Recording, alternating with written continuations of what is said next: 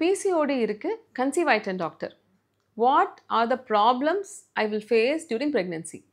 நான் பிரெக்னென்ட் ஆன பிறகு பிசிஓடி இருந்து நான் கன்சீவ் ஆனதுனால ஏதாவது இஷ்யூஸ் இருக்குமா அப்படின்னு கேட்டது உண்டு. ஸோ இதில் முக்கியமாக நீங்கள் தெரிஞ்சுக்க வேண்டியது ஒரு 3 கண்டிஷன். ஒன்று டயபெட்டிஸ். பாலிசிஸ்டிக் ஓவரிஸ் இருக்கிறவங்களுக்கு இன்சுலின் ரெசிஸ்டன்ஸ் இருக்கும். அதனால் சுகர் வரதுக்கான சான்சஸ் ஜாஸ்தி. நிறைய பேர் மெட்ஃபார்மினில் இருப்பீங்க. 3 மந்த்ஸில் நாங்கள் மெட்ஃபார்மினை ஸ்டாப் பண்ணிவிட்டு திருப்பியும் ஒரு 2 வீக்ஸ் கழிச்சு சுகர் டெஸ்ட் பண்ணி பார்ப்போம். ஒரு 75 கிராம்ஸ் குளுக்கோஸ் குடிச்சிட்டு குளுக்கோஸ் சேலஞ்ச் டெஸ்ட் பண்ணும்போது தான் நம்மளுக்கு தெரியும் சுகர் வந்துருச்சா இல்லையான்னு. ஸோ சுகர் வந்துருச்சா இல்லையான்னு நீங்கள் ரெகுலராக செக் பண்ணிக்கிறது ரொம்ப ரொம்ப இம்பார்ட்டண்ட். ஸோ 3rd மந்த்குள்ளே ஒரு தடவை செக் பண்ணிக்கணும். 5th மந்தில் அப்புறம் 28 வீக்ஸில் திருப்பி செக் பண்ணிக்கிறது ரொம்ப ரொம்ப இம்பார்ட்டண்ட். சுகர் இருந்ததுன்னா அதுக்கு தகுந்த மாதிரி ஃபாலோ பண்ணிக்கிறது ரொம்ப நல்லது. 2வது ப்ரீடேர்ம் லேபர். நிறைய பேர் ரொம்ப ரொம்ப எங்களுக்கு மனசு வந்து அப்படியே ஹார்ட் ஹெவியாக ஆகிடும் எங்களுக்கு இந்த விஷயம் நடக்கும்போது.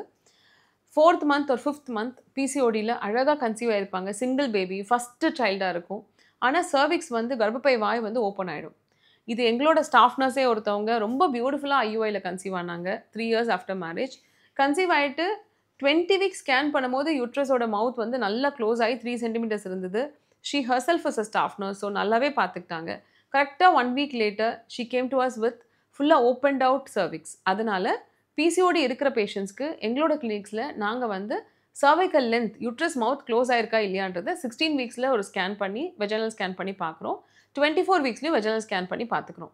So preterm labour and cervical incompetence ஒரு இம்பார்ட்டண்டான இஷ்யூ. ஸோ இதை வந்து நீங்கள் பார்த்துக்கிறது ரொம்ப ரொம்ப இம்பார்ட்டண்ட். இதுக்கு பயப்பட தேவையில்லை. ரெகுலராக செக்கப்ஸ் போகும்போது யூட்ரஸ் மவுத் லென்த் நல்லா இருக்கா அப்படின்னு பார்த்துக்கிட்டிங்கன்னா ரொம்ப ரொம்ப நல்லது.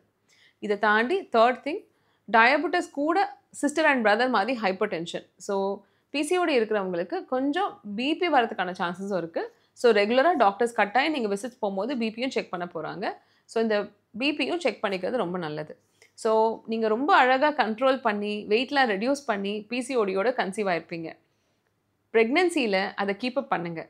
பிசிஓடியை ப்ரெக்னென்சியில் நல்லா சாப்பிட ஆரம்பிச்சிட்டிங்கன்னா 20 to 25 kg கூட வெயிட் கெயின் ஆனவங்களாம் இருக்காங்க. So don't do that. எவ்வளோ கஷ்டப்பட்டு வெயிட் ரெடியூஸ் பண்ணியிருப்பீங்கன்னு உங்களுக்கு தான் தெரியும். ஸோ ப்ரெக்னென்சியில் மேக்ஸிமம் 8 kg கெயின் ஆகலாம், இல்லை 10 kg கெயின் ஆகலாம். Follow the strict life style. 2 பேருக்கு நீங்கள் சாப்பிடணும்னு அவசியம் இல்லை. ஒரு நாளைக்கு 350 calories to 400 calories எக்ஸ்ட்ரா சாப்பிட்டா போதும்.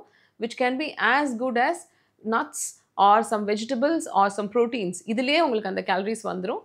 ஸோ 2 பேருக்கு சாப்பிட தேவையில்லை. ஹெல்த்தியாக சாப்பிட்டு 8 to 10 kgs மட்டும் வெயிட் கெயின் வச்சுக்கோங்க.